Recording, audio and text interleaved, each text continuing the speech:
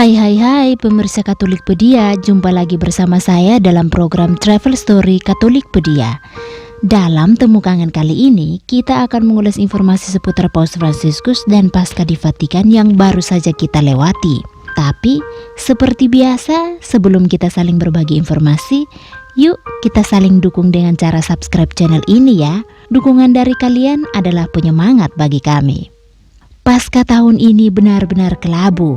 Tak ada rangkaian bunga yang menghiasi lapangan Santo Petrus. Jalanan di seputar kota Vatikan sepi dan sunyi. Di tengah keheningan itu, Paus Fransiskus hanya didampingi beberapa kardinal menyampaikan pesan Paskah dan berkat Urbi et Orbi kepada umat Katolik di Roma dan seluruh dunia. Urbi et Orbi artinya untuk kota Roma dan dunia. Ini merupakan berkat apostolik khusus yang diberikan Bapak Suci setiap tahun pada Minggu Paskah, Natal, dan acara-acara khusus lainnya. Nah, pesan Paskah kali ini lebih berpusat pada kondisi kita sekarang yang tengah dikacaukan oleh wabah corona. Berikut adalah sejumlah pesan Paskah dari Paus Fransiskus untuk semua umat Katolik dimanapun.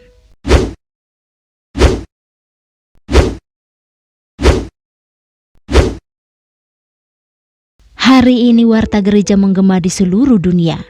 Yesus Kristus telah bangkit. Dia sungguh bangkit, kata Paus di Basilika Santo Petrus yang sepi itu.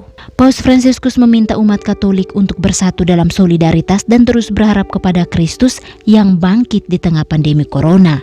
Dia yang bangkit juga yang tersalib dalam tubuh mulianya. Dia menanggung luka yang tak terhapuskan, luka yang telah menjadi jendela harapan. Mari alihkan pandangan kita kepadanya agar dia dapat menyembuhkan luka-luka manusia yang menderita. Lanjutnya, bagi Paus Fransiskus, wabah corona tak hanya melumpuhkan ekonomi, tapi juga menyebabkan Paskah yang sunyi di tahun ini. Ini adalah hari Paskah yang sunyi bagi banyak orang.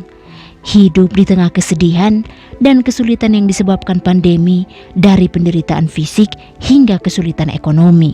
Akibat wabah ini pula, kerinduan umat akan sakramen pun harus dibatasi. Tapi, ia ingin agar kita tetap percaya bahwa Tuhan tak pernah meninggalkan kita. Tuhan ada di sini, di dekat kita. Penyakit ini tidak hanya menghilangkan kedekatan antara sesama manusia, tetapi juga membatasi umat untuk menerima penghiburan yang mengalir dari sakramen, khususnya sakramen Ekaristi dan rekonsiliasi. Tetapi Tuhan tidak meninggalkan kita sendirian. Bersatulah dalam doa. Kita yakin bahwa Dia telah meletakkan tangannya atas kita. Tegasnya, Paus mengatakan, adalah penting untuk diingat bahwa Kristus tidak meninggalkan kita sendirian. Ia ingin kita merenungkan kalimat, "Aku telah bangkit dan aku masih bersama kamu." Tak lupa pula, Bapak Suci mendoakan para pasien yang terinfeksi virus ganas ini. Ia seolah merangkul mereka secara langsung dalam untayan doanya. Hari ini, pikiran saya beralih kepada mereka yang terkena dampak langsung dari virus corona, mereka yang sakit, mereka yang telah meninggal, dan anggota keluarga yang berduka atas kehilangan orang yang mereka cintai, yang dalam beberapa kasus mereka tidak sempat untuk mengucapkan kata perpisahan terakhir.